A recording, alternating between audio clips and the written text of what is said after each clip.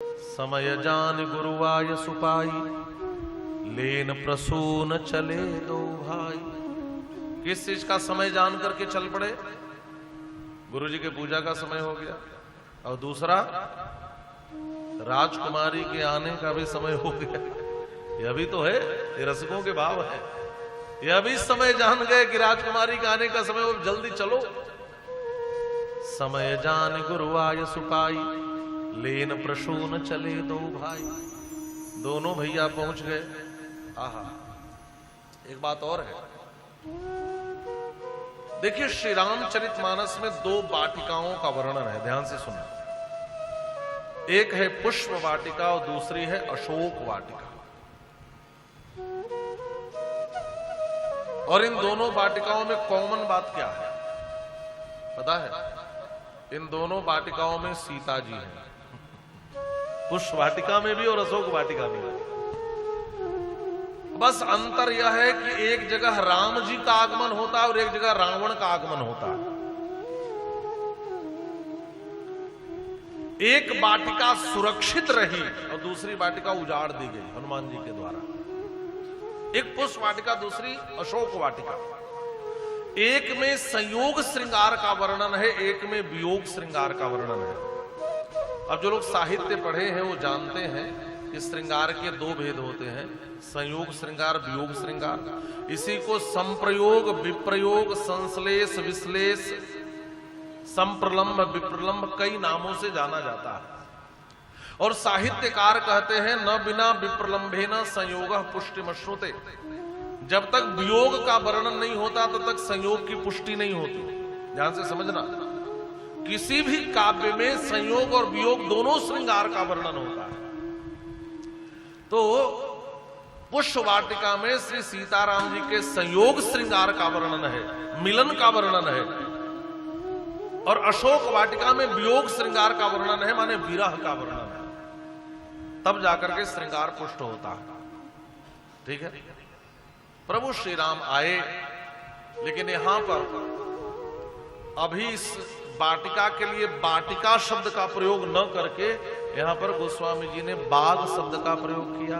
मानसकार लिख रहे हैं, भूप बागे बर देखे जाए, भूप बाग बर देखे जाए, भूप बागे बर देखे जाए, भूप बाग बर देखे जाए, जहाँ बसंत ऋतु रही लो भाई, जहाँ बसंत ऋतु रही लो भाई।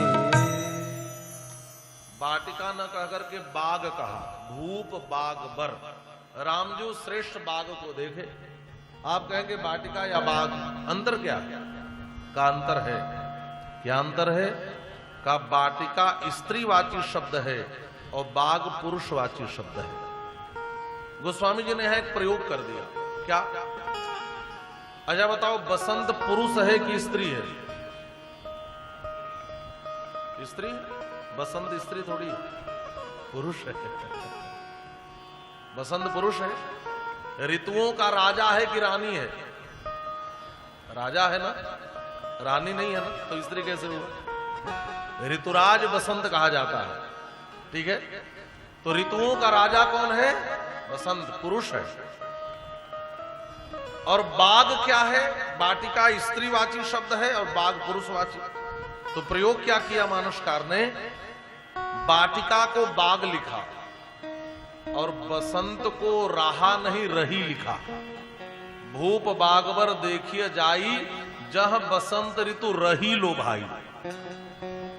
वाटिका को पुरुष बना दिया और बसंत को स्त्री बना दिया। ये प्रयोग क्यों कर दिया? का देखो, वाटिकाओं को बसंत प्रिय होता है, इसलिए वाटिकाएं बसंत में खिलती हैं, नवल श्रृंगार करती हैं। अच्छा, ये बसंत ऋतु ही चल रहा है, अभी बसंत ऋतु ही चल रहा है ना।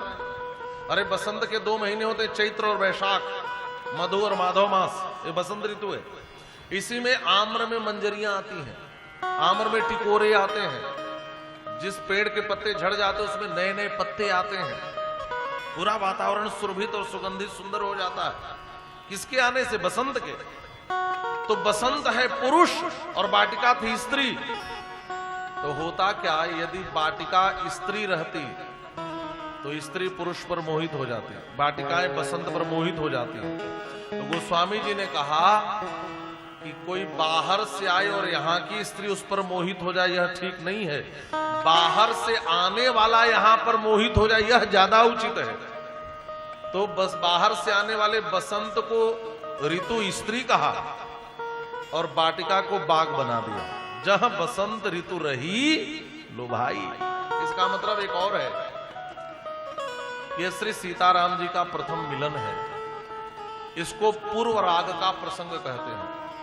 पूर्व राग माने आप समझते हैं, विवाह के पहले, विवाह होने के पहले जहां प्रेम हो उसको पूर्व राग कहते हैं, और विवाह होने के बाद जहां प्रेम हो उसको उत्तर राग कहते हैं। वाल्मीकि रामायण में उत्तर राग का वर्णन है और श्री रामचरितमानस में श्री सीताराम जी के पूर्व राग का वर्णन है।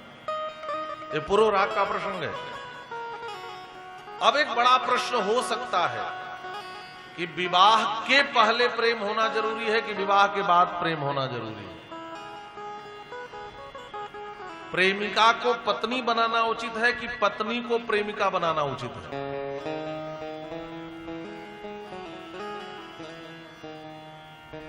है ना?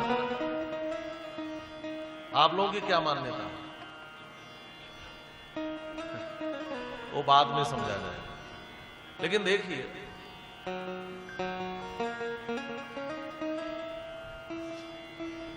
प्रेमिका को पत्नी की कक्षा तक पहुंचा लेना और पत्नी को प्रेमिका की कक्षा तक पहुंचा लेना, ये दोनों चिंतन धाराएं हैं समाज की। पत्नी को यदि हम प्रेमिका बना लें तो उसके प्रति हमारा आकर्षण, उससे मिलनोत्कंठा जीवन भर हम बनाए रखते हैं। और विवाह के बाद का जो उत्तर राग है, जो हमारे भारतीय शास्त्रों में, काव्यों में सर्वाधिक जिसमें वर्णन मिलता है, उत्तर राग का, उसमें पत्नी आजीवन प्रेयसी बन जाती है। और यदि उत्तर राग न हो, पूर्व राग के बाद, विवाह के बाद यदि प्रेम खत्म हो जाए तो उचित नहीं है। जीवन में दोनों राग होना चाहिए, पूर्व राग भी और उत्तर राग भी। समझ रहे? प्रेयसी प्रेम पत्नी की कक्षा तक पहुंचे और पत्नी प्रेयसी की कक्षा तक पहुंचे। एक काव्य की चिंतन धाराएं हैं दोनों प्रकार की। तो एक प्रथम मिलन है प्रिया प्रियतम का। यदि भागवत की थोड़ी चर्चा कर लें तो जब राधा और श्री कृष्ण का मिलन हुआ रास में, तो यहां भी पुरुष का प्रवेश वर्जित था। ये बसंत पुरुष है, तो गोस्वामी जी ने कहा यहां भी ये मिलन होने जा रहा है, यहां बसंत पुरुष रूप में प्रवेश नहीं कर सकता। तो बसंत को स्त्री बना दिया।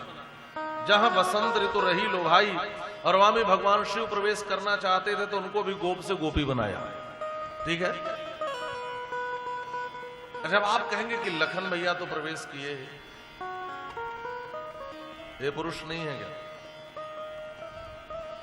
तो इस पर थोड़ा गहराई से विचार करेंगे तो लखन भैया भगवान के बिस्तर है, शैया है, शेष है जिस पर भगवान सोते हैं। और संत और भगवान बिना आसन के नहीं चलते, दोनों अपना आसन लिए चलते हैं। संत भी आसन लेकर चलते हैं। हाँ? संतों को अपना आसन तो लेके ही चलना चाहिए। और भगवान भी बिना शेष के नहीं चलते कहीं भी। जो भी अवतार लेते हैं, लखन भैया जरूर आदि शेष आते हैं। कृष्णावतार में बलराम के रूप में, रामावतार में लक्ष्मण के रूप में, ये रहते ही है महाराज भगवान के साथ में। बिस्तर जो है वह प्रिया प्रीतम के मिलन में बाधक नहीं होता। ये बड़ा गंभीर भाव है रस में, वो बाधक नहीं होता। तो लखन भैया का प्रवेश है और किसी का यहां प्रवेश नहीं है। प्रभु श्री राम इस बाग के पास आए, लागे बिटप मनोहर नाना, बरण बरण बल बेरी बिताना। और कितना सुंदर वर्णन है। अच्छा, एक बात और है, आपने किसी ऐसे बगीचे को देखा है जहां नए पत्ते भी हो, फूल भी हो और फल भी हो? जिस वृक्ष में पत्ते होंगे, फूल होंगे, उसमें फूल के साथ फल तो नहीं होगा। लेकिन क्या अद्भुत वर्णन यहां मानसकार कर रहे हैं।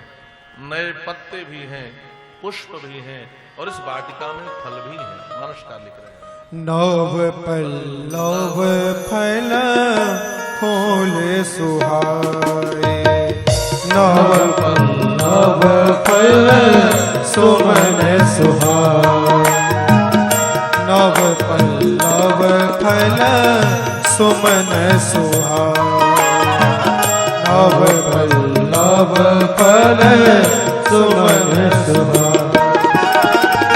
निज संपत्ति गुण निज संपत्ति सुर रूख ल जाए, नव पल्लव फल सुमन सुहाए, नव पल्लव फल सुमन चातक कोकिल कीर चकोरा, चातक कोकिल कीर चकोरा, कुजत बिहग नट कल मोरा, कुजत बिहग नट कल मोरा, नव पल्लव फल सुमन सुहाए, नव पल्लव फल सुमन सुहाए, नव पल्लव फल सुमन सुहाए। अच्छा, एक बात और है, पहले फल आता है कि पहले फूल आते हैं? पहले फूल आते हैं। नव पल्लव माने पत्ते, फिर क्या होना चाहिए? फूल, तब फल। अब गोस्वामी जी क्या लिख रहे हैं? नव पल्लव फल तब सुमन। किसी ने पूछा, बाबा उल्टा क्यों कर दिया? एक ऐसा भाग है जहां पल्लव के बाद फूल फिर फल होना चाहिए।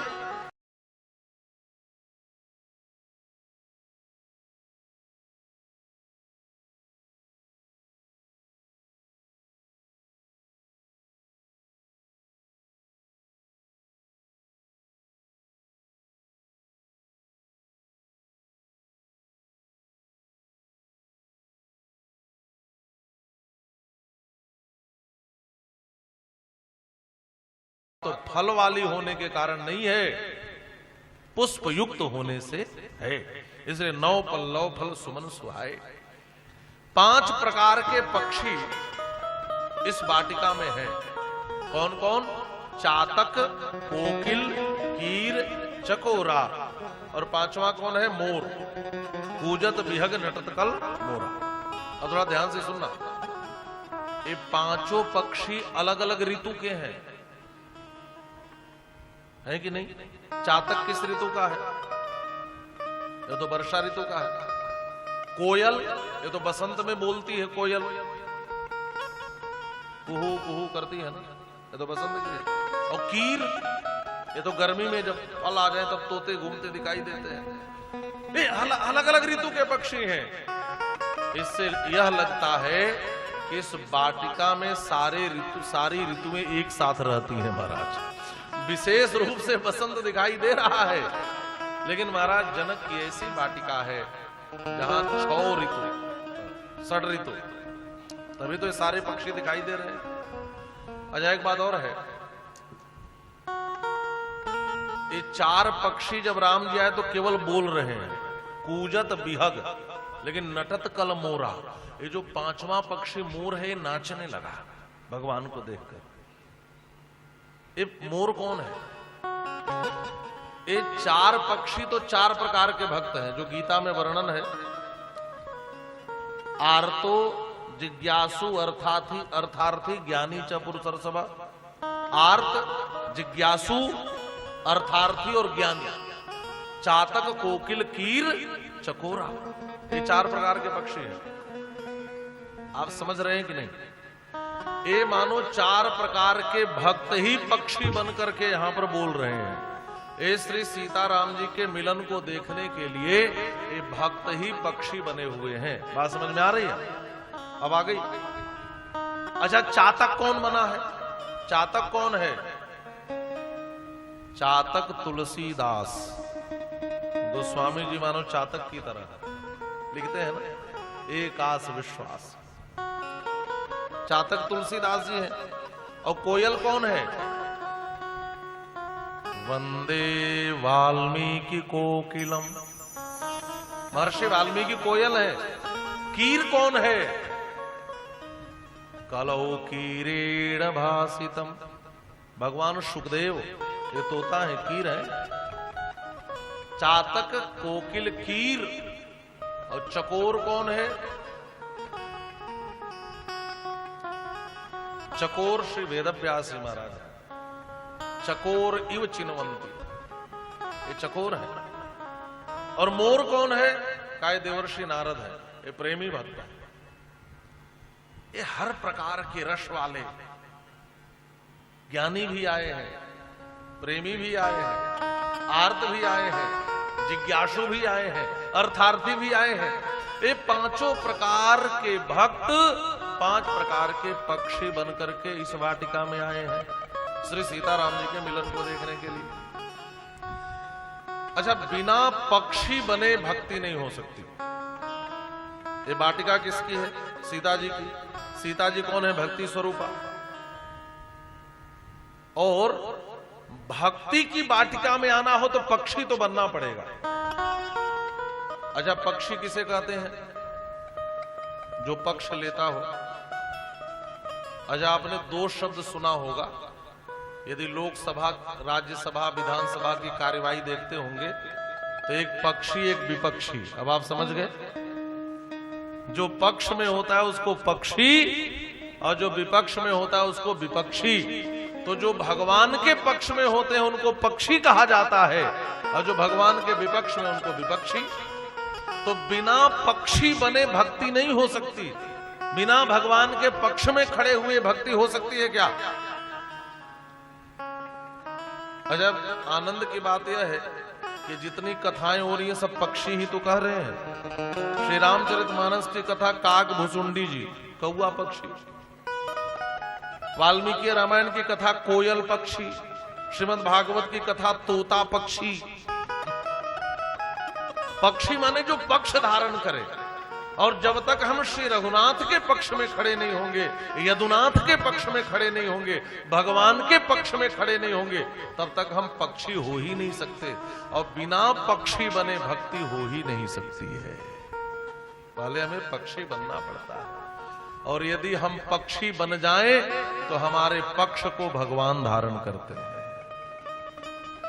भगवान निष्पक्ष नहीं है, भगवान भी पक्षपाती है। लेकिन भगवान पक्षी के पक्ष को धारण करते हैं, विपक्षी के पक्ष को धारण नहीं करते, जो पक्ष में होता है। अच्छा, पक्षी तो 5 हैं यहां पे, लेकिन राम जी ने किसके पंख को धारण किया पता है? अरे कन्हैया जिसके पंख को धारण करते हैं, रघुरैया भी उसी के पंख को धारण करते हैं। मोर,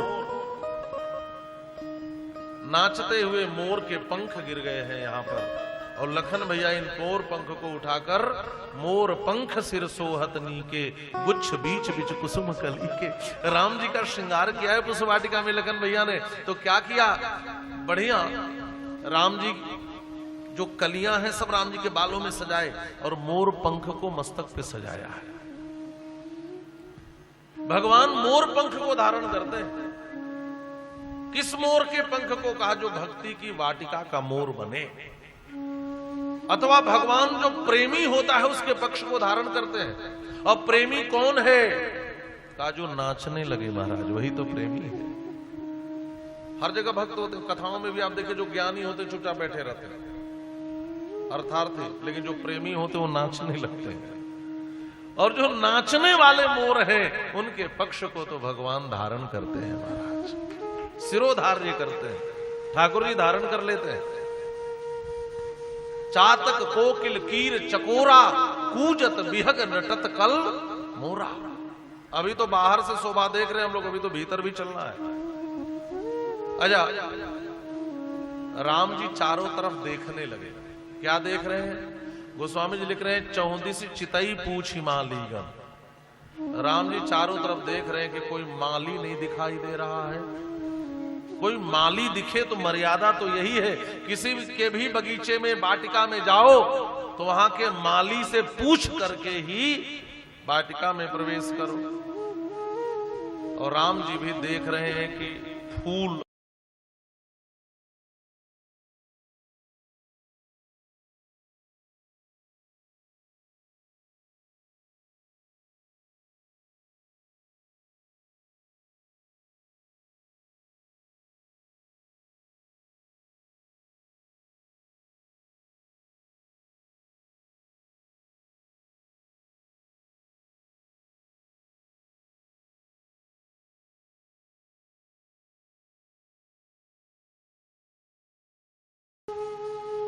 ये मर्यादा पुरुषोत्तम की कथा है। राम जी देखने लगे कोई माली को, तब तक माली जी दिखाई दिए। राम जी पास में आ गए और माली से राम जी ने निवेदन किया, मैं इस वाटिका में जाकर के और गुरु जी की पूजा के हेतु तुलसी दल और पुष्प का चयन करना चाहता हूं।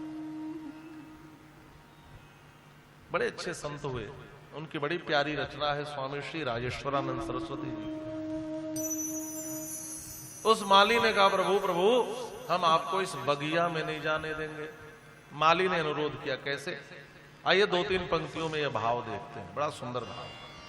बगिया बिच जाने न दे हो, राम जी बिनती सुनो।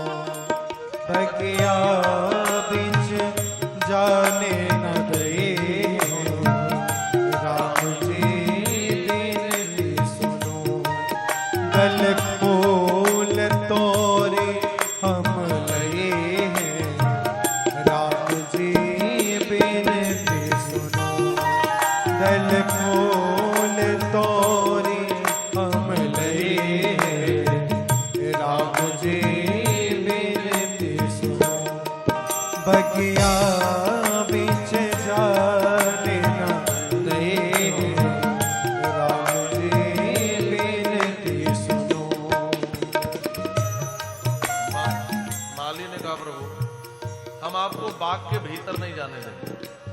आपको पुष्प और तुलसी चाहिए तो आप यहीं खड़े रहिए, मैं अभी तोड़कर खिला देता हूं। राम जी ने कहा, माली जी हम गुरु जी की सेवा दूसरे को नहीं दे सकते, हम अपने हाथ से गुरु जी की सेवा करते हैं। देखिए, सेवा के लिए कभी सहायक मत रखिए। ठाकुर जी की सेवा करनी हो, गुरु जी की सेवा करनी हो तो अपने हाथों से करनी चाहिए। राम जी कहते हैं, नहीं नहीं, हम गुरु जी की सेवा अपने हाथों से करते हैं, इसलिए भैया हमें भीतर जाने दो, हम अपने हाथों से तोड़ेंगे। माली ने कहा, प्रभु आपको भीतर जाने देने में समस्या है। राम जी ने पूछा, कौन सी समस्या है? कहा, प्रभु आपके चरण देखने में बड़े कोमल कोमल लग रहे हैं, आप भीतर जाओगे तो आपके कोमल चरण लहूलुहान हो जाएंगे। लखन भैया धीरे से बोल पड़े, क्यों भैया? महाराज श्री जनक के वाटिका की साफ सफाई नहीं होती, आप कैसे माली हो? क्या रास्ते पर कांटे बिछे हैं जो राघव भैया के पांव में चुभ जाएंगे, कंकड़े जो चुभ जाएंगे? माली ने कहा, नहीं छोटे राजकुमार, कांटे और कंकड़ चुभने का बिल्कुल डर नहीं है। मैं माली हूं, पूरी सफाई करके रखता हूं, तब डर किस बात का है? कहा, इनके चरण इतने कोमल हैं कि हमें लगता है फूल की पंखुड़ियां ही चुभ जाएंगी, इतने कोमल हैं, इसलिए हम नहीं जाने देंगे।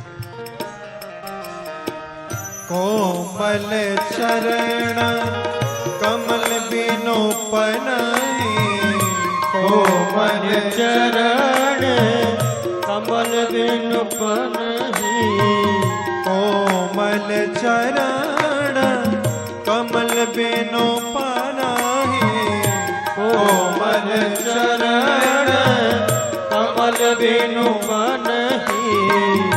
पंखुड़ी चरण गड़ जय हैं, गुणी चरण गणी जय राम जी बिनती सुनो बगिया बिच जाने न दे राम जी बिनती सुनो।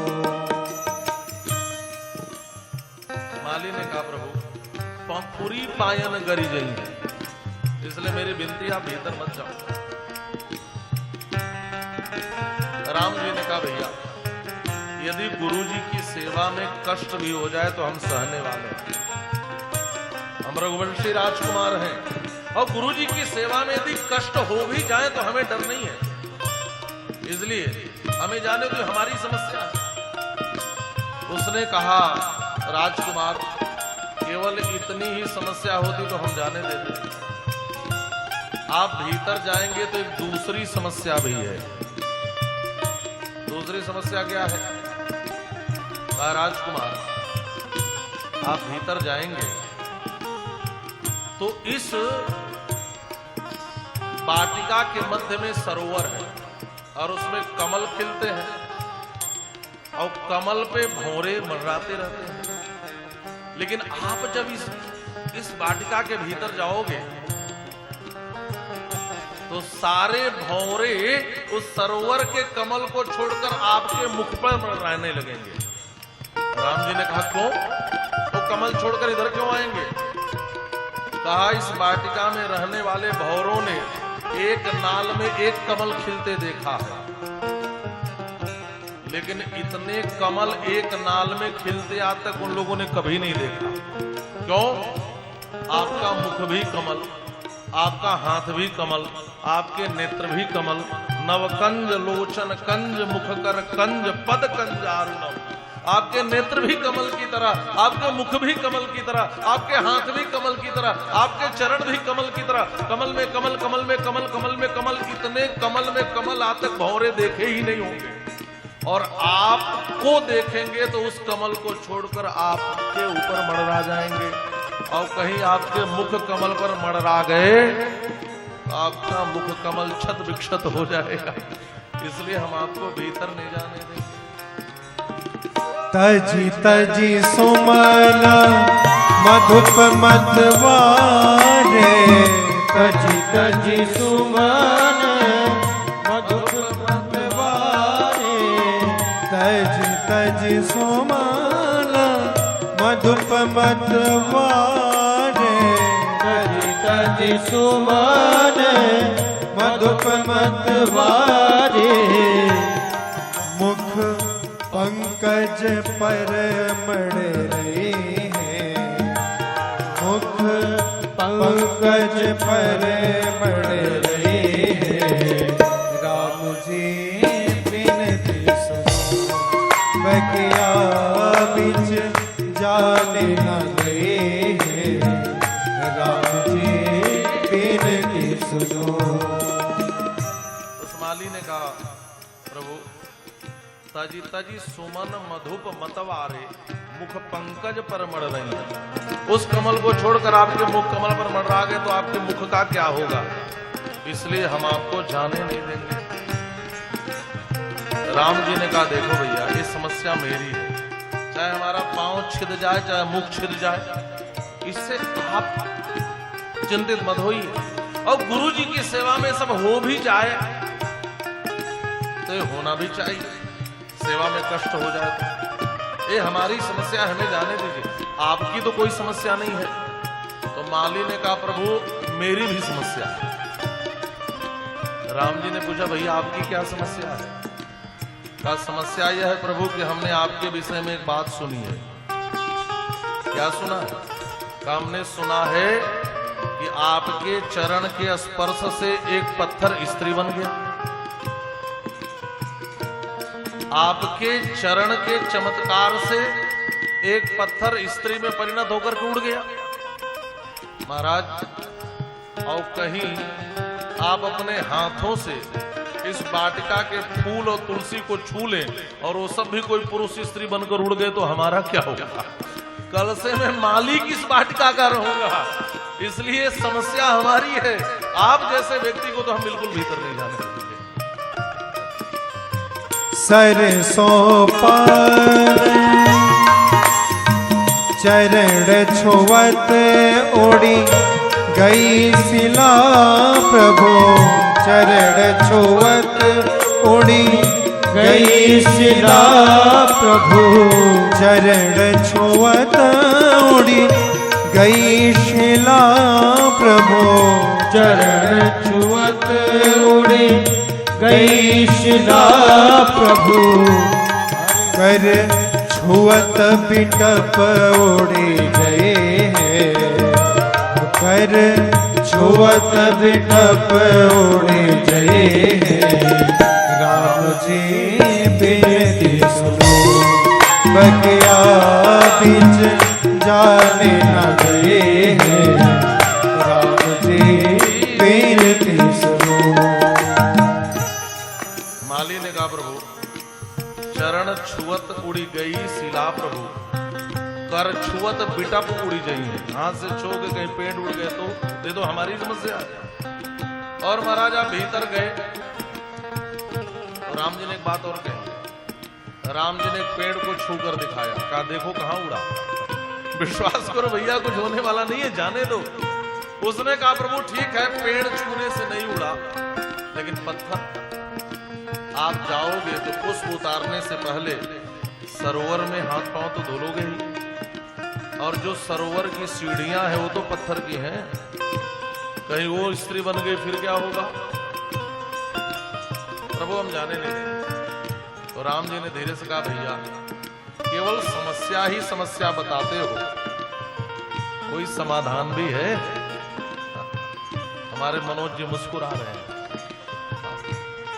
इनका भी नाम लोगों ने स्वामी समस्यानाथ रख दिया है। ये भी एक नई समस्या के साथ मिलते हैं। खैर बोलिए श्री राघव सरकार की जय।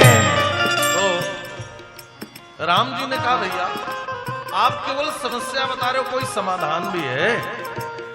समाधान बताओ। उस माली ने कहा प्रभु एक समाधान है, यदि आपको स्वीकार हो तो। कौन सा समाधान है? कहा यदि आप मिथिला की राजकुमारी मिथिलेश दुलारी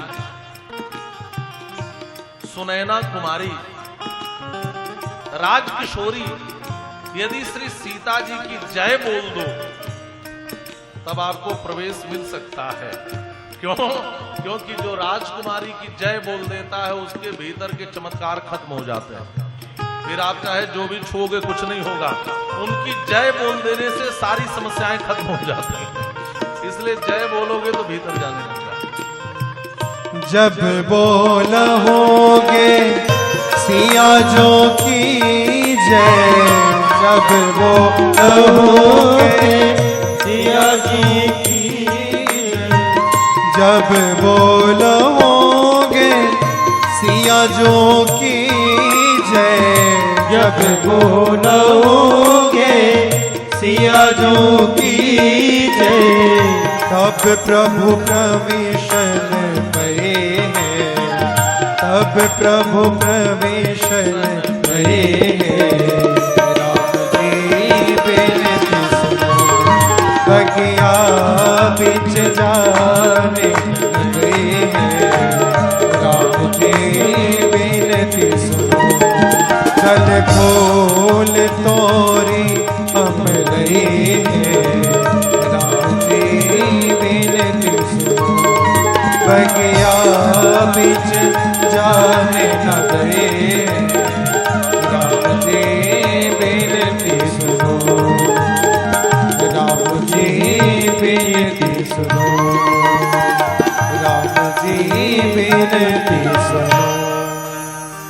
लखन भैया ने कहा भैया भीतर से तो हमेशा बोलते रहते हो, आज बाहर से भी जय बोल दो तभी प्रवेश मिलेगा। और राम जी से सियाजू की जय बुलवाया माली ने। बोलिए श्री सियाजू महारानी की जय। जब सियाजू की जय बुलाया तब भीतर जाने दिया। मिथिला का माली भी इसी बहाने राजकुमारी की जय बुलवा लिया और संकेत यह भी बहुत सुंदर है। ये भक्ति की वाटिका है। भक्ति की वाटिका में प्रवेश पाने के लिए भगवान को भी भगवान होने के अभिमान को छोड़ना पड़ता है। भक्ति की वाटिका में प्रवेश करना हो तो करना पड़ेगा। प्रवेश मिला, राम जी प्रवेश किए। लगे लेन दल फूल मुदित मन। आहा, सेवा में मन में प्रसन्नता जरूर होनी चाहिए। सेवा भी करने जाओ मुंह लटकाए रहो जैसे कोई जबरदस्ती करवा रहा हो, ऐसा कभी मत करना। सेवा जब भी करो तो प्रसन्न मन से करो, मुदित मन से करो। राम जी लगे लेन दल फूल मुदित मन, प्रसन्न मन से। अब यहां भी संतों के सुंदर सुंदर भाव हैं कि राम जी फूलों का चयन करने लगे, कलियों को नहीं तोड़ रहे। कलियां उदास हो गई। कलियां कहते हैं काश हम भी खिले होते तो हमारे भी भाग्य खुले होते, हम भी खिले होते तो भगवान हमारा चयन करते। जो पूर्ण है भगवान उनको स्वीकार करते हैं, जो अपूर्ण है उन्हें छोड़ देते हैं। जब कलियां उदास हो गई तो लखन भैया ने कहा चिंता मत करो, मैं हूं ना, ये आचार्य है। राम जी फूल तोड़ रहे थे तो लखन भैया ने कलियों को उतार लिया। फूल तो राम जी के हाथ में ही रह गए, लेकिन लखन भैया ने उन कलियों को राम जी के बालों में सजा दिया। गुच्छ बीच बीच कुसुम कली के। तात्पर्य क्या है? लखन भैया आचार्य हैं, संत हैं। संत कहते हैं चिंता मत करो, जो पूर्ण है उनको भगवान स्वीकार कर लेंगे, लेकिन तुम अपूर्ण भी हो, अधखिले भी हो तो चिंता मत करो। जो आचार्य होते हैं ना, वो अपूर्ण को भी परमात्मा तक पहुंचाते हैं महाराज। अपूर्ण को, अधखिले लोगों को। श्री सियाजू आई। अच्छा, साथ में ऐसी वैसी सखियां नहीं है, ये चंचल सखियां नहीं है। संग सखी सब सुभग सयानी, गावहि गीत मनोहर। सुंदर गीत गा रही हैं, सब मीठा बोल रही हैं, मन को हरण करने वाली वाणी है। और मज्जन करी सर सखिन समेता, गई मुदित मन गौरी निकेता। एक बात और ध्यान देंगे, राम जी पुष्प भी मुदित मन से ले रहे हैं और सियाजू पूजा करने भी मुदित मन से आई है। और जहां मन में प्रसन्नता हो वहां आपकी मनोकामना जरूर पूरी होती है। तो एक बात आप समझ गए, सेवा हो या पूजा हो, दोनों में पहला महत्व किस चीज का है? का मन की प्रसन्नता का। किसी की सेवा करने चलो या किसी की पूजा करने चलो तो प्रसन्न मन से जाओ। अब बुला दिया है तो जाना पड़ेगा, बहुत काम था सब छोड़कर आना पड़ा। आ भी गए और टेंशन भी लेकर के आए हैं। नहीं नहीं, ऐसा मत करना। सेवा और पूजा करना है तो प्रसन्न मन से करो, तभी उसका पूर्ण लाभ मिलेगा। श्री सियाजू भी गई मुदित मन गौरी निकेता, पूजा कीन अधिक अनुरागा, निज अनुरूप सुभग बर मांगा। देखिए एक बात समझ लेना यार, पूजा में वस्तु का महत्व तो है, लेकिन कौन कौन वस्तु लेकर पूजा करने आई इसका वर्णन नहीं किया। सबसे अधिक पूजा में किस चीज का महत्व है? का हृदय के अनुराग का महत्व है। सब कुछ हो, हृदय में अनुराग ना हो तो भी पूजा पूरी नहीं होगी। वस्तु का अभाव भी हो लेकिन हृदय में अनुराग हो, प्रेम हो तो पूजा सफल होती है। पूजा कीन अधिक अनुरागा, निज अनुरूप सुभग बर मांगा।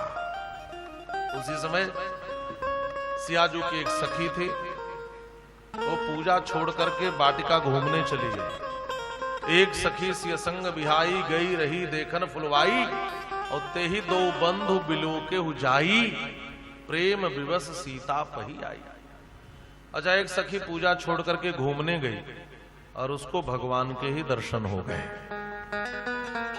आपके मन में प्रश्न उठता होगा कि पूजा करने से भगवान मिलते हैं कि पूजा छोड़कर घूमने से भगवान मिलते हैं? कैसे मिलते हैं? ये सखी तो घूमने गई, इसको भगवान मिले। एक सखी सिय संग बिहाई, सीता जी का साथ छोड़कर यहाँ ये पूजन कर रही है, सखियां यहाँ बैठी और ये दूसरी ओर निकल गई। देखिए ये दोनों पक्ष हैं भगवत प्राप्ति के। एक है साधना का पक्ष, एक है कृपा का पक्ष। जो जहां पूजा करने से परमात्मा मिलते हैं साधना पक्ष है, और जहां भगवान स्वयं मिल जाते हैं कृपा पक्ष है महाराज, कृपा पक्ष है।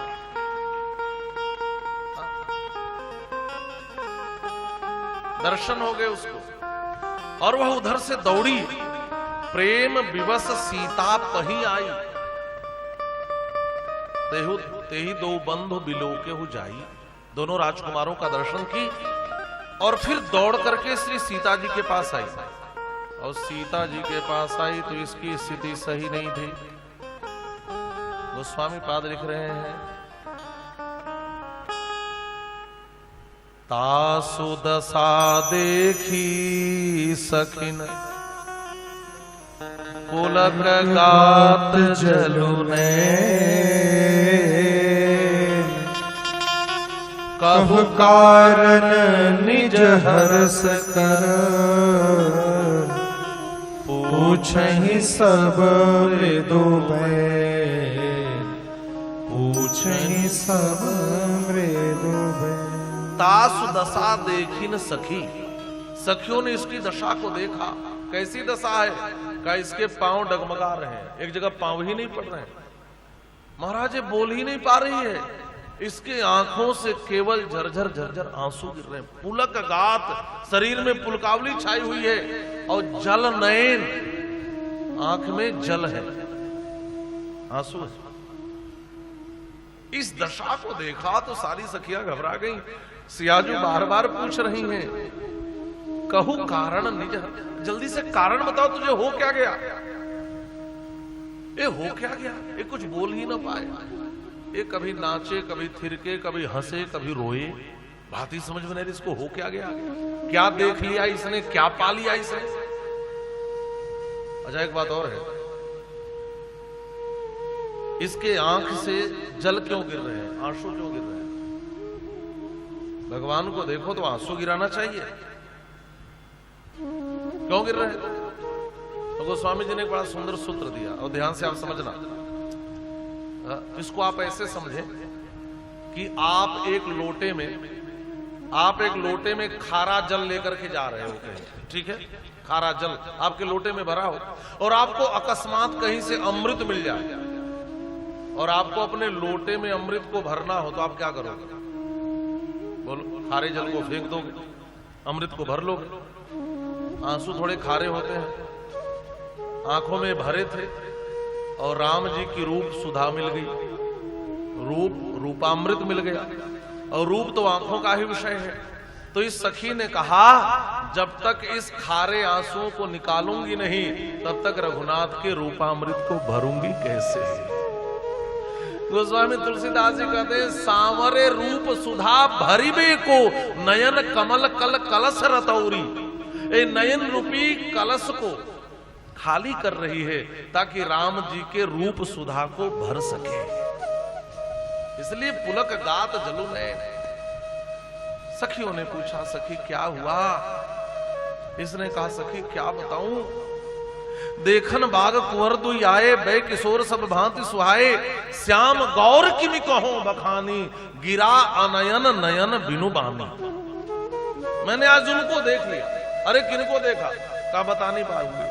क्यों नहीं बता पाओगी? कहा जिसने देखा है उसमें बोलने की क्षमता नहीं है, और जिसमें बोलने की क्षमता है उसने देखा नहीं है। अच्छा आंख बोलती है क्या? आंख तो नहीं बोलती, देख लेती है, बता नहीं सकती। और वाणी में बोलने की क्षमता है, तो वाणी को आंख नहीं है। तो गिरा अनयन, गिरा माने वाणी को नेत्र नहीं है, अनयन है। और नयन बिनु बानी, आंख के पास वाणी नहीं है। तुम उनकी श्यामलता और उनकी गौरता का मैं विवेचन कैसे करूं? श्याम गौर की भी कहो बखानी, गिरा अनयन नयन बिनु बानी। और सखी मैं उनको देखकर उन पर निछावर हो गई। अयोध्या के एक संत की बड़ी प्यारी रचना है, क्या? दो पंक्तियों में गुनगुना। मैं तो राघव जो से नैना लड़ाई आई रे, मैं तो राघव जो से नैना लड़ाई आई रे मैं तो राघव जो से नैना लड़ाई आई रे लड़ाई आई रे हाँ लड़ाई आई रे लड़ाई आई रे लड़ाई आई रे मैं तो राघव जो से नैना लड़ाई आई रे मैं तो राघव जो से नैना लड़ाई आई रे मैं तो राघव जो से नैना।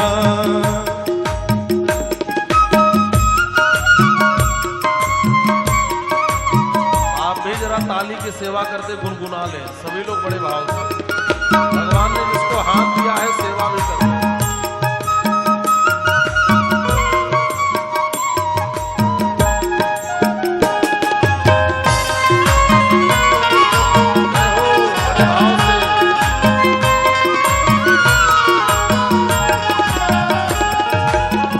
गिरिजा पूजन गई सिया संग गिरिजा पूजन गई सिया संग गिरिजा पूजन गई सिया संग गिरिजा पूजन गई सिया संग नख सिख रूप निहारे आई रे नख सिख रूप निहारे आई रे मैं तो राघव जो से नैना लड़ाई आई रे मैं तो राघव जो से नैना लड़ाई आई रे मैं तो राघव जो से नैना।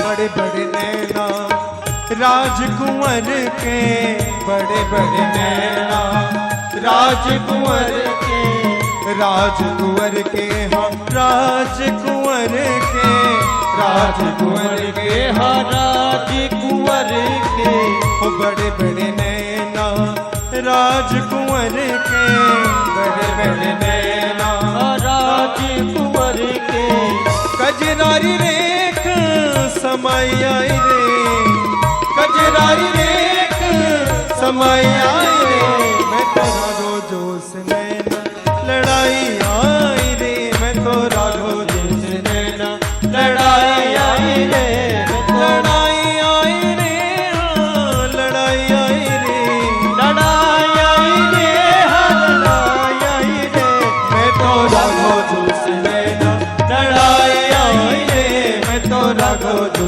से नैना।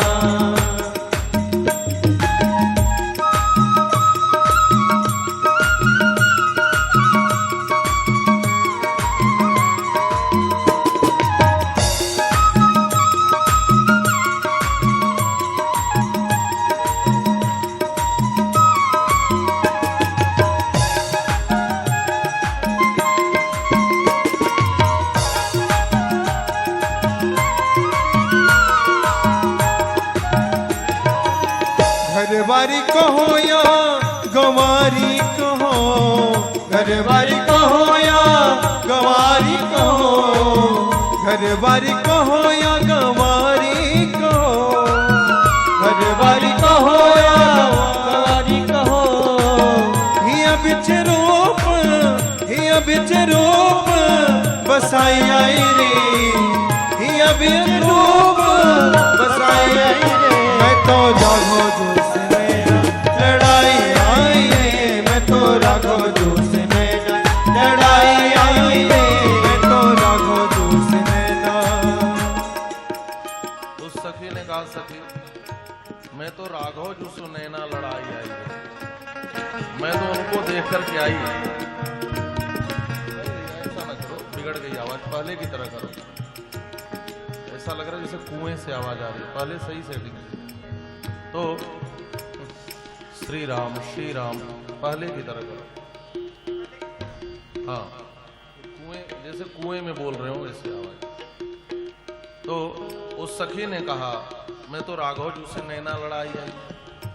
तो राजकुमारी ने धीरे से डांटा, तुमने सब मर्यादा छोड़ दी, किसी राजकुमार का दर्शन करके आ रही हो, लाज कहां गई तुम्हारी, मर्यादा कहां गई? तो उसने कहा कि मैंने साफ कमला जी में बहा दिया। कमला नदी बहती है ना मिथिला में, मैंने साफ उसमें बहा दिया और मैं तो बस पागल हो गई उनके। लोक लाज कुल की मर्यादा, लोक लाज कुल की मर्यादा, लोक लाज कुल की मर्यादा, लोक लाज कुल की मर्यादा, कमला में धोए बहाए आई रे, कमला में धोए बहाए आई रे, मैं तो राघव जोश नैना लड़ाई आई रे, मैं तो राघव जोश नैना लड़ाई आई रे, मैं तो राघव जोश नैना।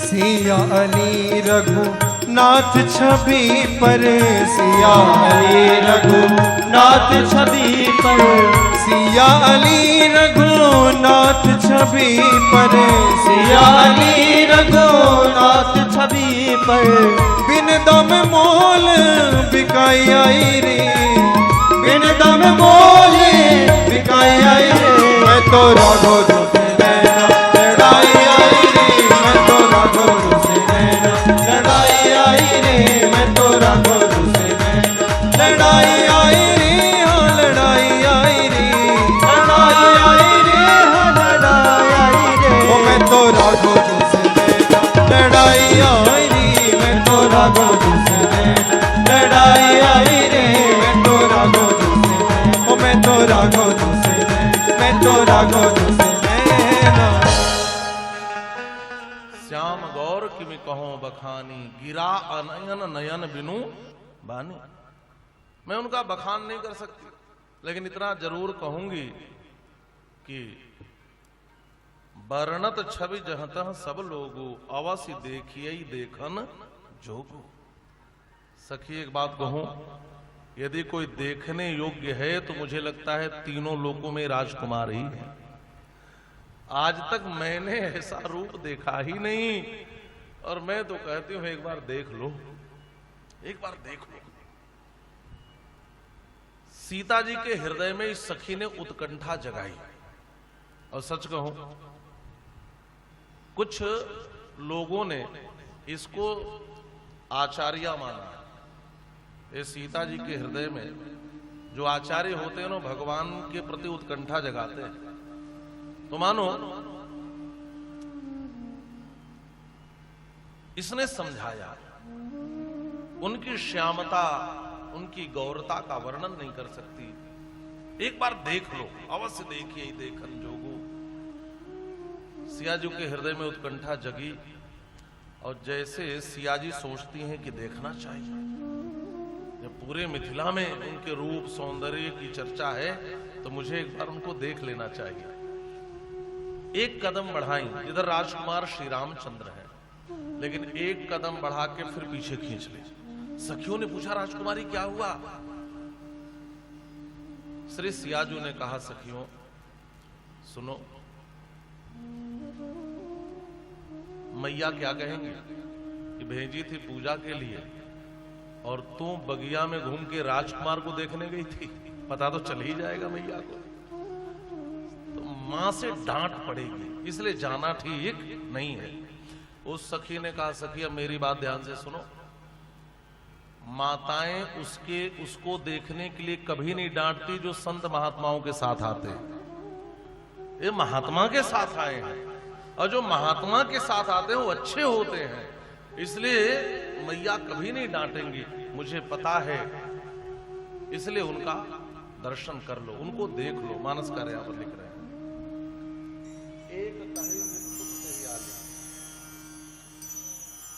एक कहे नृप सोत तेयाले, एक कहे नृप सोत तेयाले, एक कहे नृप सुत तेयाले, एक कहे नृप सुत तेयाले, सुने जे मुनि संग काले, सुने जे मुनि संग काले, सुने जे मुनि संग एक कहे नृपसुत तेहि आली, अनेरी सखी आली माने वो राजकुमार भले हैं लेकिन मुनि के साथ आए हैं, महात्मा के साथ आए हैं। इसलिए जो लोग महात्मा के साथ आते हैं उनके पास जाने के लिए, उनको देखने के लिए माताएं डांटा नहीं करती। इसलिए ये भरोसा रखो कि मैया तो नहीं डांटेंगे। सियाजू ने कहा चलो, फिर कदम बढ़ाई, फिर खींच ली। कहा मैया नहीं डांटेंगे लेकिन पिताजी को पता चलेगा तो क्या कहेंगे कि मेरी राजकुमारी बिटिया उस राजकुमार को देखने गई थी। दूसरी सखी ने कहा नहीं सखी, पिताजी कुछ नहीं कहेंगे। राजकुमारी सियाजू ने पूछा क्यों? कहा तुम्हें पता नहीं है क्या कल क्या हुआ? क्या हुआ सखी? कहा तुम्हारे पिताजी बदल गए, पहले वाले विदेह नहीं रहे, अब दूसरे विदेह हो गए। कैसे? कहा इन्हीं को देखा तो भी बदल गए। मूरत मधुर मनोहर देखी, भयौ विदेह विदेह विसेखी, ये दूसरे विदेह हो गए। या तो कल ही उनके रूप चमत्कार में खो गए, अब वो कुछ कह नहीं सकते क्योंकि वो स्वयं इनकी सुंदरता के कायल हो गए हैं। अब वो पहले वाले पिताजी नहीं रहे, वो दूसरे हो गए। भयौ विदेह विदेह विसेखी। तो सियाजू ने कहा ठीक है चलो देखते हैं। फिर कदम बढ़ाया, फिर खींच लिया। सियाजू ने कहा ठीक है सखियों, मैया कुछ नहीं कहेंगी, पिताजी कुछ नहीं कहेंगे, लेकिन जमाना दुनिया के लोग थोड़ी छोड़ेंगे। वो तो तुरंत कहेंगे कि राजकुमारी राजकुमार को देखने गई थी, बात फैल जाएगी तुरंत। सखियों ने कहा कि अब मिथिला के लोग कुछ कहने की स्थिति में ही नहीं है। कहा क्यों? कल पता है राजकुमार ने क्या किया? वो जानबूझ करके मिथिला में घूम रहे थे। सियाजू ने पूछा किस लिए घूम रहे थे सखी? कहा वो अपने रूप की मोहिनी से सबको बस में करने के लिए घूम रहे थे, और अपनी रूप की मोहिनी फैला करके उस मनमोहन ने सबको अपने बस में कर लिया है, और मिथिला के लोग उन्हीं के बस में हो गए। इसलिए अब कोई किसी को कहने की स्थिति में नहीं है। जिन्हें निज रूप मोहनी डारी, जिन्हें निज रूप मोहनी डारी, सबस नगर नर नारी, इन्हें सबस नगर नर नारी। जिन्हें निज रूप मोहिनी डारी, कीन्हे स्वबस नगर नर नारी। वह सबको अपने वश में कर लिए हैं, इसलिए नगर के नर नारी कुछ कहने की स्थिति में नहीं है। इसलिए सखी देख लो। सियाजू ने कहा ठीक है। चली अग्र करी प्रिय सखी सोई। उसी सखी को आगे करके सियाजू चली, लेकिन गोस्वामी जी कहते हैं प्रीति पुरातन लखई न कोई। ये पुरानी प्रीति है, ये पुरानी प्रीति। और का सुमिर सी नारद बचन उपजी प्रीति पुनीत। अब थोड़ी गंभीरता से यहां समझेंगे। गोस्वामी जी ने दोनों प्रकार के प्रेम का वर्णन किया। एक बार कहा कि यह प्रीति पुरातन है, और फिर कहा उपजी प्रीति पुनीति, नवीन प्रीति प्रकट हो गई। अच्छा, नवीनता और प्राचीनता दोनों का वर्णन क्यों किया? अब प्रश्न उठता है, यदि पुरातन प्रीति कह देते, नवीन नहीं कहते तो समस्या क्या होती? का जो पुराना प्रेम होता है ना, उसमें उतना उत्साह नहीं होता जितना नए प्रेम में होता। तो ठीक है, केवल नवीन प्रेम कहते। कहा जो नया नया प्रेम होता है उसमें विश्वास नहीं होता। पुराने प्रीति में विश्वास होता है और नई प्रीति में उत्साह होता है। और सियाजू को विश्वास भी है और उत्साह भी है। उपजी प्रीति पुनीति चकत विलोकित सकल दिशी जनु शिशु मृगी शबीत। और जब प्रेम नया प्रकट हुआ तो इधर उधर देखने लगी।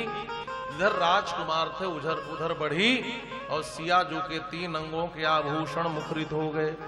अब 2 मिनट में इस प्रसंग को पूरा कर रहा हूं। मानसकार यहां पर वर्णन कर रहे हैं। कंकन किंकिन नूपुर धुनि सुनि, कंकन किंकिन नूपुर धुनि, कहत लखन सुनि राम हृदय गुनि, कहत लखन सन राम हृदय गुनि, मानहु मदन दुंदुभि देहि, मानहु मदन दुंदुभि देहि, मन सावेश विजय कह के, मन सावेश विजय कह के। कंकण किंकिण नूपुर धुनि सुनि, कहत लखन सन राम हृदय गुण। जब सियाजू राम जी की ओर चली तो 3 अंगों के आभूषण बजे। कंगन जो हाथ में पहनते हैं, किंकिणी जो कमर में पहनते हैं और नूपुर जो पांव में पहनते हैं। अच्छा मैं आपसे पूछूं, आप किसी की ओर कदम बढ़ाइए, पांव बढ़ाइए, तो पहले किसकी ध्वनि होनी चाहिए, नूपुर की कि कंगन की? नूपुर बजना चाहिए। तो जब सियाजू राम जी की ओर चली तो गोस्वामी जी पहले नूपुर नहीं पहले कंगन लिखते हैं। इसका मतलब क्या है? इससे लगता है कि सीता जी ने पांव नहीं पहले हाथ ही बढ़ाए होंगे तभी तो कंगन बजे। देखिए भक्ति के 5 भाव होते हैं। श्री सीता जी भक्ति स्वरूपा है। ये कौन कौन होते हैं? का दास्य, सख्य, वात्सल्य, मधुर और शांत। ये भक्ति के 5 भाव होते हैं। तो सिया जी ने कहा कि हम आपसे 3 संबंध जोड़ना चाहती हैं। कौन कौन? दास्य, सख्य और श्रृंगार। ये 3 संबंध। तो सबसे पहले हमारा और आपका सख्य संबंध होगा, इसलिए मानो कंगन की ध्वनि पहले सुनाई दी। सख्य संबंध माने मेरे पिताजी पहले मेरा हाथ आपके हाथ में देंगे, पाणी ग्रहण, यह सख्य संबंध। और जब सख्य संबंध होगा तब श्रृंगार संबंध स्थापित होगा। कंगन के बाद किंकिणी, कमर की किंकिणी। और फिर मैं आपके जन्म जन्मांतर के लिए चरणों की दासी बन जाऊंगी। तो मानो कंगन बजकर सख्य संबंध के लिए आमंत्रित किया, किंकिणी बजकर श्रृंगार संबंध के लिए आहूत कर रही है, और पांव के नूपुर दास्य संबंध के लिए राम जी को आमंत्रित कर रही है। जानकी जी के 3 अंगों के आभूषण बजे, कंकण किंकिन नूपुर धुनि सुनि, कहत लखन सन राम हृदय गुनि। और एक बात और आप गंभीरता समझना, जानकी जी के अंगों के आभूषण बजे तो राम जी को ऐसा लगा जैसे दुंदुभी बज रही है। अच्छा दुंदुभी कहां बजती है? हाँ महाराज, शादी विवाह में भी बजती है और युद्ध में भी दुंदुभियां बजती हैं। और रसिक आचार्य कहते हैं कि यहां पर शोभा संग्राम हुआ। क्या हुआ? शोभा संग्राम। और इस शोभा संग्राम में एक और राजकुमार है, एक और राजकुमार, एक और राम जी, एक और सियाजू। अब इस शोभा संग्राम में निर्णय होगा कि सुंदर कौन है, राम जी की सीता जी। ध्यान से सुनना। और हर संग्राम में पहले दुंदुभी बजती है। तो मानो सिया जी की ओर से तो बजा दी गई, रणभेरी बज गई, तो बजा लीजिए। ऐसी बजी होगी नहीं, वहां तो बहुत मधुर बजी थी। तो मानव मदन दुंदुभी दीन ही मनसा विश्व विजय कह के, यहां मदन शब्द का प्रयोग है। देखिए ऐसे काम, क्रोध, लोभ तीनों बुरा है, तीनों को दुर्गुण मानते हैं। लेकिन क्या काम, क्रोध, लोभ सर्वथा रूप से जीवन से मिटाया जा सकता है? कठिन है। संत कहते हैं इनको अच्छी दिशा में मोड़ दो, अपने काम को भक्ति की ओर मोड़ दो। अपने क्रोध को भविष्यवादी बना दो और अपने लोभ को भगवान को पाने में लगा दो, तो काम क्रोध लोभ की भी सार्थकता हो जाएगी। काम माने इच्छा, कामना किसकी करो? का भक्ति की। ये भक्ति के पांव के नूपुर से काम की ध्वनि का आना मतलब क्या है? हमारी कामना जो हो भक्ति को पाने की हो, ये संकेत है सूत्रात्मक। और हमारा क्रोध, अच्छा अभी ही आप समझ ले, ऐसे लोग आए तो हैं कथा ही सुनने, 2 मिनट ज्यादा ही सही। जब धनुष टूटा तो 2 क्रोधी सामने आए, एक परशुराम जी, दूसरे लखन भैया। दोनों का क्रोध सामने आया हमारा, दोनों बोल रहे हैं, लेकिन इन दोनों क्रोधियों में एक अंतर है। परशुराम जी का क्रोध भूतवादी है और लखन भैया का क्रोध भविष्यवादी है। क्रोध भी अच्छा है, लेकिन बीती बातों पर किया गया क्रोध बेकार है। मैं हमेशा कहता हूं कि आप मोबाइल आपके हाथ से गिरकर टूट जाए और आप खूब क्रोध करिए, उसका स्क्रीन जुड़ जाएगा। हाथ से जो चीज छूटकर गिर जाए, जो नुकसान हो जाए, आप लाख क्रोध करिए, वो जुड़ेगा क्या? और टूटे हुए धनुष पर इतना क्रोध करते हैं। लखन भैया ने यही तो कहा, महाराज आप लाख चिल्लाओगे वो जुड़ने वाला तो है नहीं, या तो उपाय करो, कारीगर बुला के जुड़वा लो, यदि इतनी पीड़ा हो तो।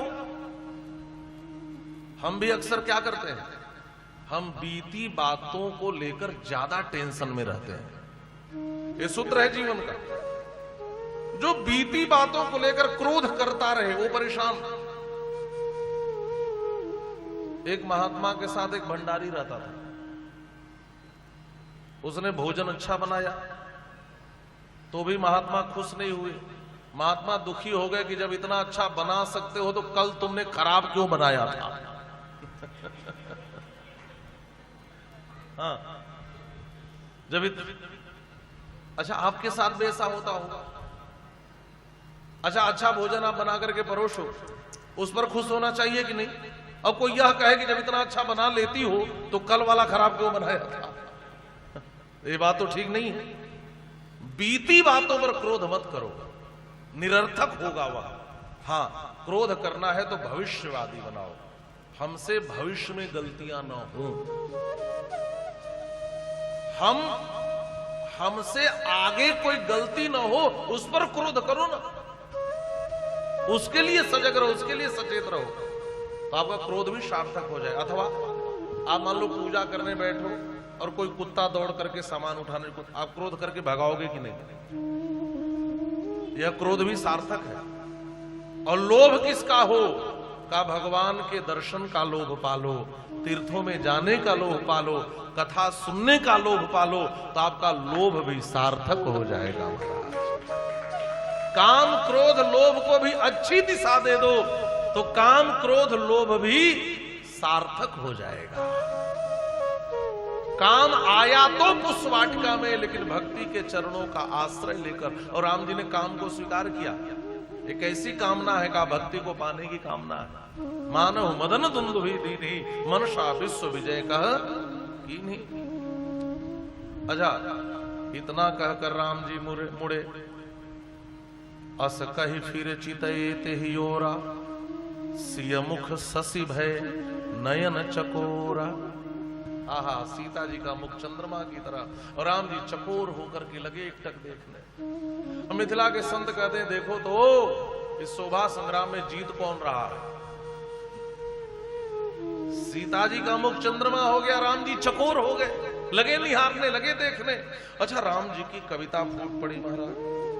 देख सी ये शोभा सुख पावा, हृदय सराहत बचन न आवा। किसी की सुंदरता देखकर बोलती बंद हो जाए तो यही स्थिति होती है। बचन न आवा का मतलब रसिक संत कहते राम जी की बोलती ही बंद हो गई। बाप रे, कोई इतना सुंदर कैसे हो सकता है? और लखन भैया से बताने लगे कि श्री सियाजू कितनी सुंदरी हैं। अब एक मिनट थोड़ी गंभीरता से सुनना। श्री रामचरित मानस में 27 स्त्री पात्रों का वर्णन है, 27 नारियों का वर्णन है। उसमें से 3 स्त्रियां सुंदरी हैं। कौन कौन? मंदोदरी, पार्वती जी और सीता जी। ये 3 सुंदरी हैं। सुंदरियां और हैं लेकिन श्रेष्ठ सुंदरी ये 3 है। ठीक है। अच्छा, गोस्वामी जी जब वर्णन करने लगे तो सबसे पहले मंदोदरी का वर्णन किया। किसी ने पूछा, बाबा रावण की पत्नी मंदोदरी कितनी सुंदरी है? गोस्वामी बात कहते हैं, मयतनया मंदोदरी नामा परम सुंदरी नारी ललामा। ये परम सुंदरी है। अच्छा, आप लोग डिग्री चेंज तो पढ़े होंगे अंग्रेजी में, इंग्लिश में 3 डिग्रियां होती हैं, पॉजिटिव डिग्री, कॉम्परेटिव डिग्री और सुपरलेटिव डिग्री। और ब्यूटीफुल का आप रूप चलाओ तो कैसे चलेगा? Beautiful, more beautiful, most beautiful. Hindi में कहें सुंदरी, अति सुंदरी, परम सुंदरी।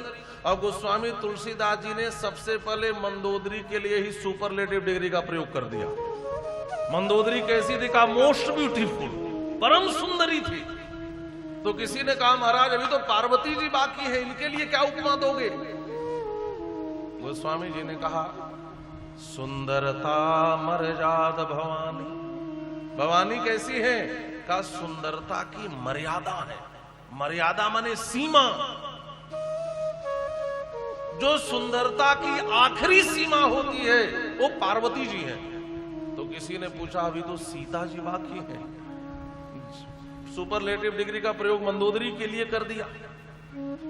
अच्छा, पाश्चात्य के जो कवि हुए, पाश्चात्य देशों के, अंग्रेजी या जिस भी साहित्य का ले ले, सुपरलेटिव डिग्री से ऊपर की उपमा नहीं मिलेगी। और ध्यान से सुनना, सबसे बड़ा उपमा का जो कवि माना गया, पोएट, वो विदेश में शेक्सपियर को माना गया और भारत में कवि कुलगुरु कालिदास को माना गया। उपमा कालिदासस्य भारवे रथ गौरवम। कालिदास से बढ़कर उपमा का कोई कवि नहीं हुआ। आप अभिज्ञान शाकुंतलम पढ़ें, अनाघ्रातम पुष्पम किसलय मलूनम कर रुहैरना विद्धम रत्नम। शकुंतला कैसी थी? का बिना सूंघा हुआ फूल, बिना स्पर्श किया हुआ किसलय, बिना विद्ध किया हुआ रत्न। इतनी उपमा दी है महाराज कि आप पढ़ते रह जाओगे। विदेशों में शेक्सपियर को भारत का कालिदास कहा जाता है और कालिदास को भारत में विदेश का शेक्सपियर कहा गया। शेक्सपियर की सबसे बड़ी उपमा क्या है? उसका हिंदी अनुवाद है, कमजोरी तेरा नाम स्त्री है। कमजोरी तेरा नाम स्त्री है, उसने लिखा है। और इसको लेकर के क्या समीक्षाएं और समालोचनाएं हुई। लोगों ने कहा कि शेक्सपियर के इस एक सेंटेंस को तराजू के एक पलड़े पर रख दो और शेक्सपियर के सारे साहित्य को दूसरे पलड़े पर रख दो तो ये एक सेंटेंस भारी पड़ेगा। और कोई भारत का पढ़ा लिखा व्यक्ति साहित्य इसको पढ़ेगा तो कहेगा इसमें कौन सी बड़ी उपमा है। सबसे बड़ी उपमा भारत में मानी जाती है जो कवि कुलगुरु कालिदास ने इंदुमती स्वयंवर में श्री इंदुमती जी को दिया है। इंदुमती कौन थी? राम जी की दादी का नाम था इंदुमती, ये भी लिख लीजिए। दशरथ जी की माता जी का नाम। राम जी के दादी का स्वयंवर है और राम जी के पिताजी अज, उसमें राजकुमार थे। उस स्वयंवर में गए, वो बड़े सुंदर थे। और इंदुमती जब जयमाल लेकर के बढ़ती है स्वयंवर में तो कालिदास जी ने जो लिखा है इंदुमती स्वयंवर, ये रचना है, पढ़ना है, अद्भुत रचना है। तो जिस राजा की ओर बढ़ती है उसका चेहरा खिल जाता है, लेकिन जिस राजा को छोड़कर आगे बढ़ती है उसका चेहरा उदास हो जाता है। इसका वर्णन कैसे, क्या उपमा क्या दिया?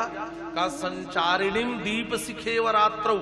जैसे कोई रात्रि में दीपक लेकर चले तो दीपक लेकर जिधर बढ़ो उधर प्रकाश, जिसको छोड़कर चले जाओ उस पर अंधकार। तो मानो इंदुमती भी दीप शिखा है, जिधर बढ़ती है उधर तो प्रकाश छा जाता है राजकुमार के चेहरे पर, और जिसको छोड़ के चले जाते हो अंधकार में डूब जाता है। और दीप शिखा का कवि कालिदास को कहा गया, सबसे बड़े उपमा कवि। लेकिन यहां का वर्णन सुनेंगे तो गोस्वामी तुलसीदास जी ने तो कालिदास को भी पीछे छोड़ दिया महाराज। शेक्सपियर आदि तो ठहर ही नहीं सकते। किसी ने पूछा कि आप कौन सी उपमा दोगे जनक राज किशोरी जनक नंदिनी जानकी को? गोस्वामी जी ने कहा दूंगा, लेकिन पहले सुन लो क्या भर्सना की है इन कवियों की। इसमें कालिदास आदि पर व्यंग्य ही तो है। सब उपमा कवि रहे जुठारी, कही पटतरों विदेह कुमारी।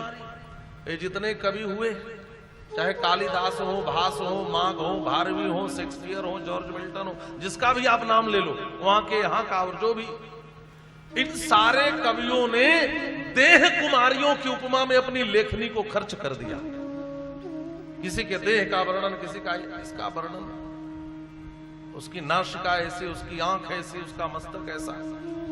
सबने अपनी लेखनी को देह कुमारी की उपमा देने में बर्बाद किया है। लेकिन मेरे सामने कोई देह कुमारी नहीं है, यहां तो विदेह कुमारी है। विदेह कुमारी को उपमा देनी है। केही पट तरो विदेह कुमारी, विदेह कुमारी को उपमा देनी है तो कहां से कौन उपमा लाऊं? लेकिन क्या उपमा दी है महाराज, आपका हृदय आनंद से भर जाएगा। ऐसी लेखनी मानसकार की गोस्वामी जी उपमा दे रहे हैं। मानस की बड़ी प्यारी चौपाई।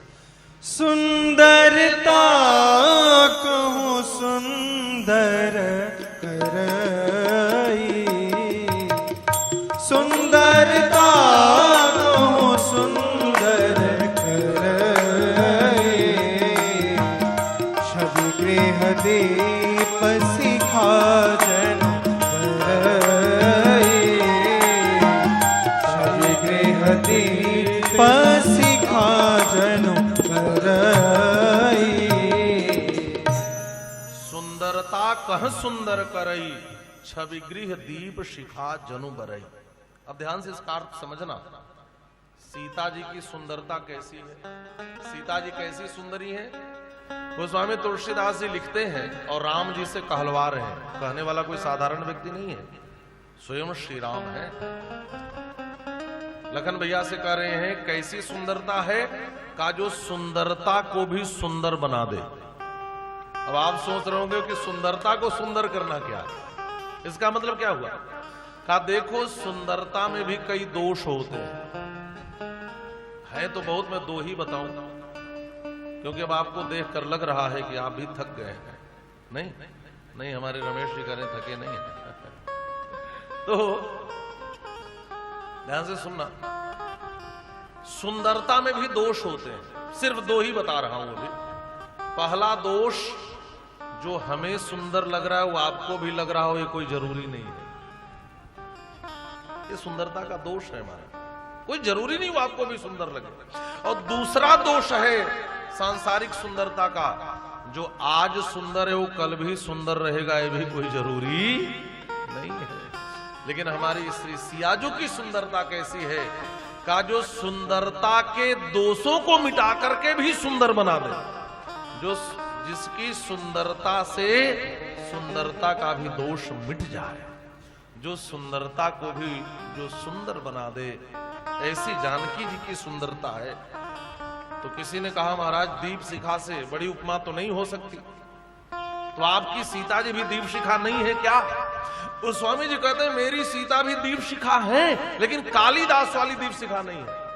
कालिदास की दीप शिखा जब अंधेरे में चलती है तब प्रकाश होता है, और यह सीता जी जब पुष्प वाटिका में आई है तो दिन का समय है कि रात का?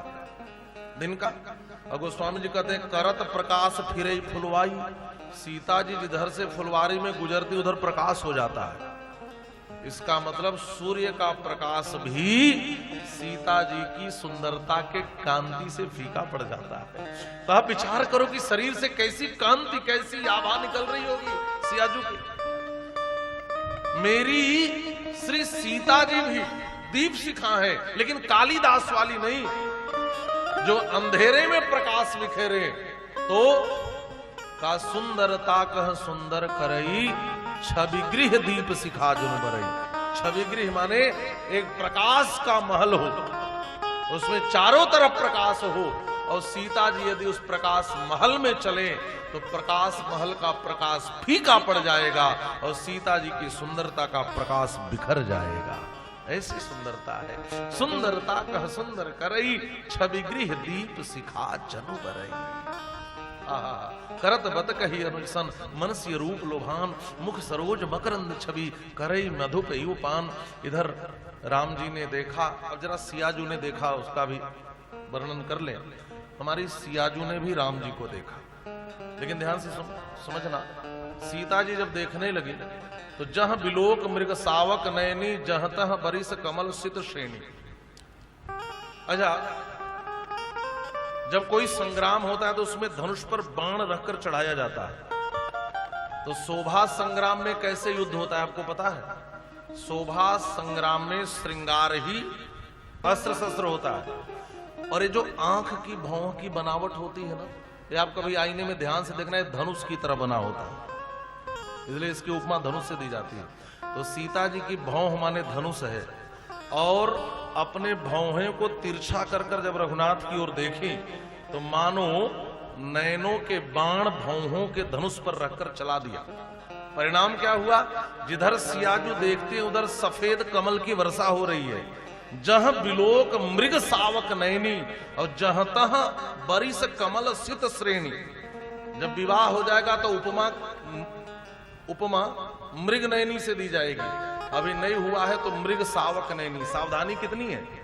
और जब वन में खोजेंगे तो हे खग मृग हे मधुकर श्रेणी तुम देखी सीता मृग नयनी।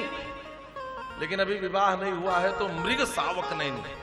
ये सब एक एक पंक्तियां साहित्य की दृष्टि से बड़ी उन्नत पंक्तियां हैं। तो सियाजू जिधर देखती हैं उधर सफेद कमल की वर्षा हो रही है। इसका मतलब क्या है? सीता जी यदि आंखों में काजल लगाई होती तो नील कमल की वर्षा होती, लेकिन सीता जी के शरीर पर कोई श्रृंगार नहीं है। सीता जी आई तो सरोवर में स्नान की और न कोई काजल है न कोई श्रृंगार है। और सीता जी बिना श्रृंगार के राम जी की ओर देख दी तो राम जी कांप गए महाराज। माथे पे पसीने की बूंद आ गई, भाल तिलक श्रम बिंदु सुहाए, पसीना छलक आया। क्यों छलक आया? एक संत ने बड़ी सुंदर बात लिखी है, काहे छूटल लीलार से पसीना हो लाल। आपके माथे से पसीना क्यों छूट गया रघुनाथ? बड़ा घमंड था मैं बड़ा सुंदर हूं। आज जानकी जी की सुंदरता को देखकर भाल तिलक श्रम बिंदु पसीना छूट गया। अच्छा, आनंद की बात तो यह देखो कि गर्मी की दोपहरी भी नहीं है। राम जी जब गए हैं तो शरद ऋतु का समय है, ठंडी का समय, वो भी प्रातः काल का समय। कोई मेहनत भी नहीं किए हैं, दोना भर फूल तोड़े हैं, पसीना छलक आया। ये पसीना मेहनत का नहीं है, ये पसीना गर्मी का नहीं है, यह पसीना तो सीता जी की सुंदरता को देखकर छूट गया। लोग कहते पसीने छूट गए। जहतः बरिस कमल सित श्रेणी। तो एक और सीता जी बिना श्रृंगार के हैं, इस पंक्ति से ऐसा पता चलता है। लेकिन राम जी जब पसीना छोड़ने लगे तो लखन भैया समझ गए भैया की स्थिति खराब हो गई, कहीं हार न जाए इस संग्राम में। तो राम जी को पकड़ के धीरे से एक लता कुंज के भीतर ले गए। लता कुंज समझ रहे? वाटिकाओं में लताओं से जो वृक्ष गिर जाते हैं तो भीतर कुंज बन जाता है, वहीं खींच कर ले गए। और जल्दी से तुरंत राम जी के माथे पर मोर मुकुट सजाया, मोर पंख लगाया और बढ़िया सुंदर सुंदर फूल सजाए और राम जी को सजाकर सुंदर बनाया। क्योंकि इसके बाद जब सिया जी देखती हैं तो मोर पंख सिर सोहत नीके गुच्छ बीच बीच कुसुम कली के। राम जी श्रृंगार करके खड़े हुए और सिया जो बिना श्रृंगार के, कितनी सुंदर लग रही हैं। ये सब मिथिला के भाव हैं। अगर अयोध्या का एक पक्ष देख लें, जब सियाजू ने राम जी को देखा तो क्या हुआ? मानुषकार लिख रहे हैं, देखी रूप लोचन ललचाने, देखी रूप लोचन ललचाने, हर से जनों निज विधि पहचाने, हर से जनों निज विधि पहचाने, अधिक स्नेहा देह भय मोरे, अधिक स्नेहा देह भय मोरे, सरद ससी जन चित बच कोरी, सरद ससी चित बच कोरी। सियाजू ने देखा तो क्या हुआ? का सियाजू ने देखा तो अधिक स्नेह स्नेह माने प्रेम प्रकट हो गया। देह भई भोरी, शरीर एकदम शिथिल पड़ गया। और क्या हुआ? का सरद ससिह जिमि चितौ चकोरी, सीता जी भी चकोरी बन गई और राम जी का शरद ससिह, शरद माने समझते हैं आप लोग, शरद पूर्णिमा का चांद, शरद ससिह माने शरद पूर्णिमा का चांद। अब यहीं पे बात समझने वाली है।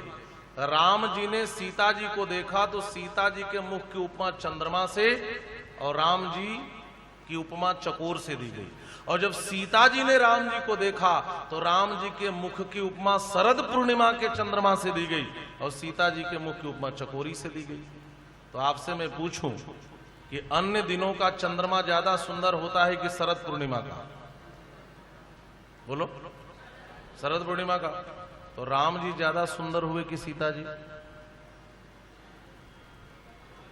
सीता जी के मुख की उपमा तो केवल अयोध्या का पक्ष है।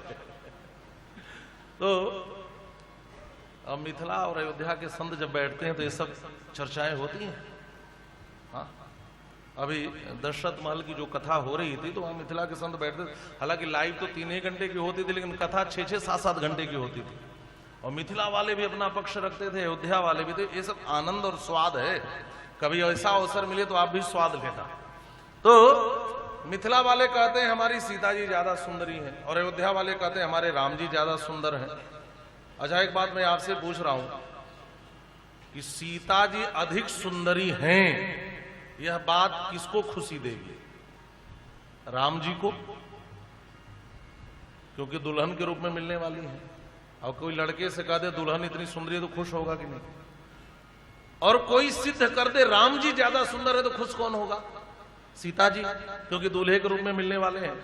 तो मिथिलावासी सीता जी ज्यादा सुंदर हैं यह सिद्ध करके हमारे रामलला को खुश कर देते हैं, और अयोध्यावासी हमारे राम जी ज्यादा सुंदर हैं यह कह करके सीता जी को प्रसन्न कर देते हैं।